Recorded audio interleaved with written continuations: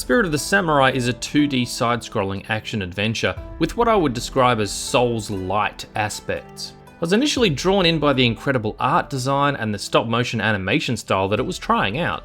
I'm also partial to Japanese folklore and samurai, so that certainly didn't hurt. Unfortunately, as I learned over my playthrough, that's all it's really got to offer. Have you ever heard the phrase all show and no go? That pretty much sums this game up for me. It's definitely got a sense of style and some of the cutscenes are excellent to watch, but I'm sorry to say the actual gameplay I found to be agonizing and frustrating.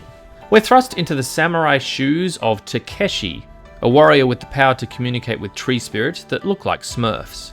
He has some powerful dreams sent by his fox spirit buddy Kitsune about a dark Oni whose power and army will threaten his village. Sure enough, the next day, zombies and giant spiders invade and just about wipe out his entire village. So it's up to him to gather his strength together with his kitten pal, Chisai, and his fox friend and some help from the Smurfs to rid the land of this rising evil. There's not much more to it. It's a pretty typical good versus evil story with some themes of sacrifice thrown in for good measure. The actual gameplay is 2 parts stylish, 1 part satisfying, and 3 parts irritating. You fight from checkpoint to checkpoint with katana and bow, and as you gain levels, you can put points into strength, dexterity, resistance, and bow. As your dexterity increases, it unlocks different sword strokes, and you can add them wherever you like into your combos. This stroke is the first mouse click, this other stroke is the second mouse click, and then this spinny double strike to finish. I liked the idea of this system. It allows a good amount of customization in the combat, and each stroke had strengths and weaknesses. A faster stroke means more chance to hit an enemy and interrupt, but potentially less damage. A stronger stroke means more damage, but leaving yourself open to being hit in the wind-up. Some of the strokes were pretty flashy, and I didn't get tired of seeing them being pulled off successfully. Where it all fell down for me was by the end of the game I'd maxed out strength and dexterity, and I'm not sure I really noticed much of a progression apart from the different strokes I'd unlock. There's a counter system that allows you to deflect incoming damage at a reduced cost of stamina, while also opening your opponent to your damage combos. You can just hold the defend button, but incoming strokes will take more off of your stamina, and if it bottoms out, you take a hit. If you take 3 hits, you die and you go back to a checkpoint. This kind of game really needs tight combat controls and a predictable hitbox to be something special. Unfortunately, Spirit of the Samurai's combat is about as tight as Kanye's grip on reality. There are platforming parts for both Takeshi and his kitten pal Chisai. I figured out after many failed attempts that these levels were just the universe testing my generous sense of humour. Again, I found control delays or simply missed keys, inconsistencies with grabbing ledges, and where to stand beneath them. There's a rigidity to the jumping that feels unforgiving and just awful. I wanted it all to just end. I haven't yet mentioned the enemy variety and AI, so let's talk about that. The variety is okay. There's just enough different enemies that I was satisfied, but it's honestly pretty close. There's undead samurai, shield and spear samurai, these spider things, winged doggos, and then these gargoyles. There's also a few of these shambling brain bomb guys that almost made me quit the game during one particular encounter where you have to fight an embryo. Yeah, you heard that right. By luring these shambling ogres in and timing their explosions, you can do indirect damage to this zombie embryo thing, because you can't do any direct damage to it yourself. Oh my god, I loathed replaying this section again and again. It was positively horrid.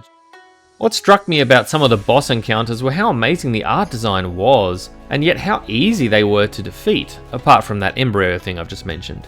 I had a lot more difficulty with the rank and file monsters compared to the boss fights, which were over in 1 or 2 attempts. It was really kind of weird and anticlimactic. I found the control responsiveness to be delayed or sometimes just absent. Also, I noticed that in some of the sync kill animations when you're delivering a death blow to an enemy, which you can't cancel out of, you're not invulnerable, so enemies can hack away at your spine while you're slowly eviscerating their buds. Which I guess is fine, it just means that you'll have to be prepared to sacrifice one of your hits if there's more than one enemy about. The hitboxes too can be pretty wildly inconsistent, not only for you but for your enemies, so I guess in that respect it's somewhat balanced. Okay, I've kind of dumped on this game a fair bit, so let's just take a beat to appreciate the amazing job they've done with the visuals. It's such a unique idea doing a game in stop motion, and credit where credit's due, it really looks spectacular. The fog at the beginning of the game is peak atmosphere, and the village, as well as the caves and the tower in the late game. It's what grabbed my attention initially, and that aspect definitely paid off for me in my playtime. I do really hope that this sparks an interest in stop motion style animation for future projects. I know it's probably such a pain in the butt to develop, but you can really see the care and attention in every single frame. I really don't want to turn this positive into a negative, but I just have to mention during this graphics section because it's a bit about graphic design. Like I said, the art style is great, but whoever thought it was a good idea to put solid foreground objects that block enemies is a bit of a dick. It's sometimes hard enough to see an enemy off-screen suddenly launch an attack, let alone on-screen hidden by a goddamn vase or a column. The stop motion is a great visual idea, but in order to pull that look off, I'd wager the game has to sacrifice some of its animation frames of enemy attacks and wind-ups, giving you only a fraction of a chance at visually identifying when an attack is incoming. Unfortunately, I had a recording error for the first half of the gameplay, so my footage is missing a lot of the audio, but when I was playing it, the sound was not overly impressive. The enemies often make the same screech or attack noise over and over. The sword hits sound like a drum that's been lathered in Mars bars and pretzels, and the deflect is pretty average too.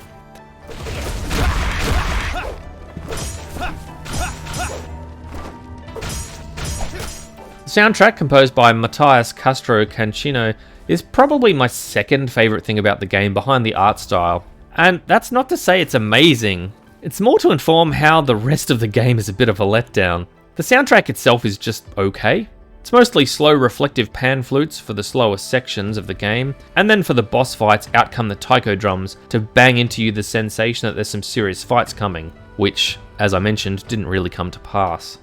If it's not already clear, I didn't enjoy my time with this game past maybe the first hour of my 7-hour gameplay. Once I'd experienced the style, I kept wondering what else this game could offer me, and it never was really able to answer that challenge. I rate games on their purchase price and how much fun I had playing them.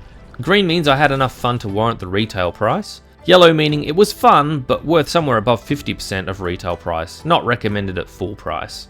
And red, which means it's worth less than 50% or just plain not fun. There will be some players who might find this game fun, but I'm just not one of them, sorry. Enticed by the amazing style, I feel like I was captured by a siren's call, only to be drowned in inconsistent combat and terrible platforming. I couldn't wait till it was all over.